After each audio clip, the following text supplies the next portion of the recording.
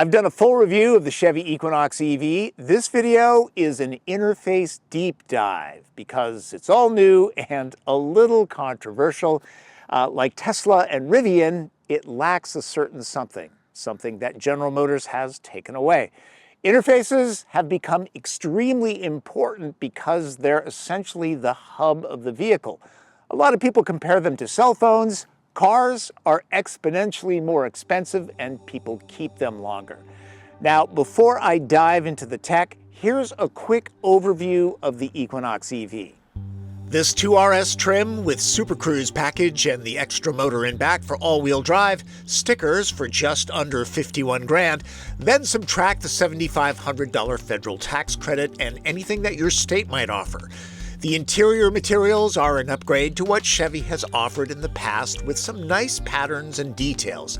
Lots of ADAS tech and automated parking. The screen is 17.7 inches on all trim levels. The back seat is roomy enough for 3 average-sized adults.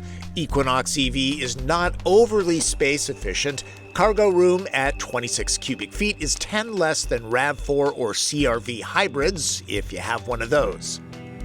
Max commercial DC fast charge speed is on the slower side, 150 kilowatts, but if you always charge at home, it's not really an issue. The pack is 85 kilowatt hours. Dual motor Equinox EVs move with 288 horsepower and 333 pound-feet of torque. It spools up to 60 miles an hour in 6 seconds. Equinox EV is very quiet and very comfortable. The suspension is well balanced between compliant and cornering without excessive body roll. Range?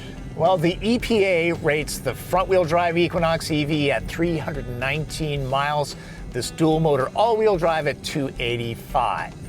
It's been in the mid-60s here in Seattle. I'm a bit of an aggressive driver. Half of my mileage has been on the highway, half in the city, and I'm seeing about 275. Not bad. Also, this has the 21-inch wheels, and those aren't so great for efficiency. The vehicle itself is a winner with a very normal vibe. For people coming out of a gas-fueled vehicle, it'll feel familiar, other than no engine sound or vibration. All right, let's dive into the interface, and I promise that I'm going to mute the phrase because I don't want to trigger your devices. You're welcome. Okay, the most controversial thing about this is, of course, the lack of Apple CarPlay. And let me assure you that I am heavily invested in Apple hardware. I've got the watch, iPhone, iPad. I edit these videos on a MacBook Pro using Final Cut Pro and Logic and Compressor. So yeah, I'm an Apple guy. And after 5 days in this vehicle, I can honestly say that, yeah, I miss CarPlay a little bit, but I could live without it.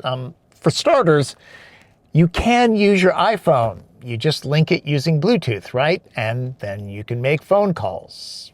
Hey, call Mariko Kakiuchi. Got it. Calling Mariko Kakiuchi. Ah, forget it. I know she's playing pickleball. You can text too. Hey, text Martin Campbell, say, have you seen Evil Twin? I think he's in jail. Maybe he is somewhere in Florida. Okay, that makes sense. iMessage is not native on this system, and while you can text, it is a little bit on the rudimentary side. For example, you can't easily see your history. Also, if you're like me and you prefer Apple Maps, no, it does not show up on this screen. That's exclusively Google Maps. You can use Apple Maps, but it's not going to project onto the screen.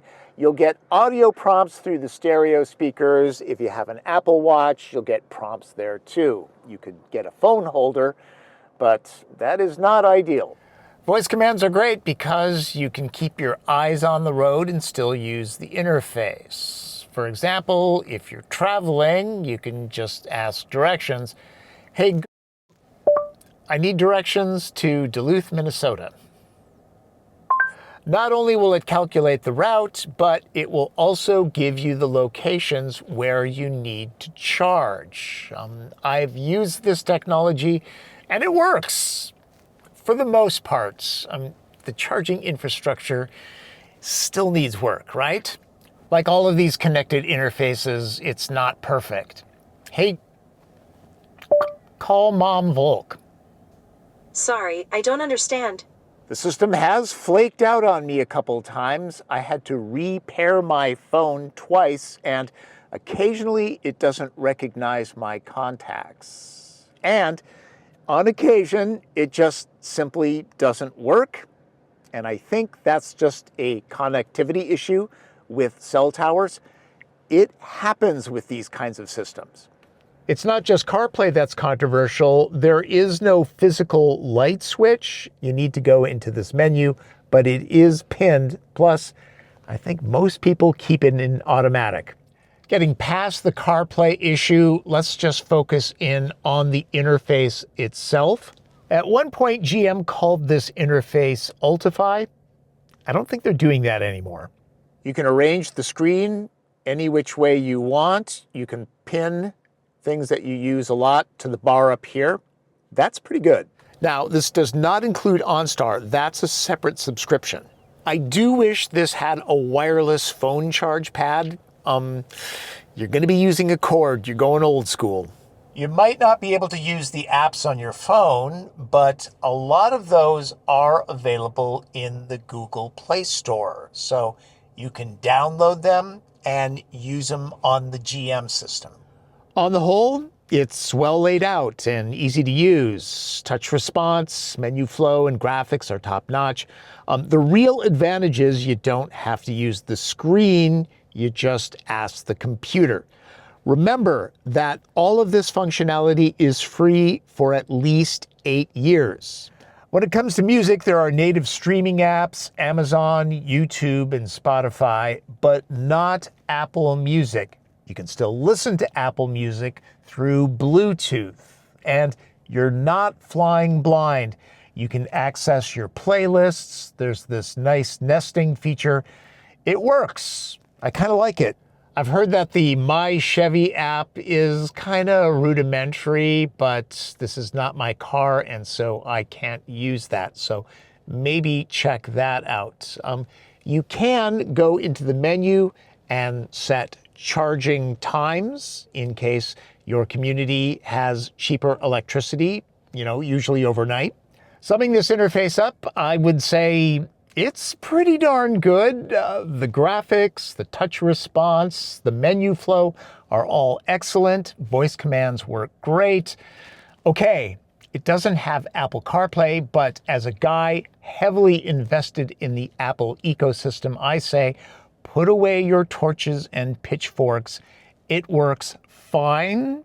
Not as elegant as CarPlay, but you can still text and make calls. Plus, 8 years of free connectivity, that's a good deal. Most automakers charge for that. I would suggest checking the vehicle out before you dismiss the lack of CarPlay, okay? Just saying.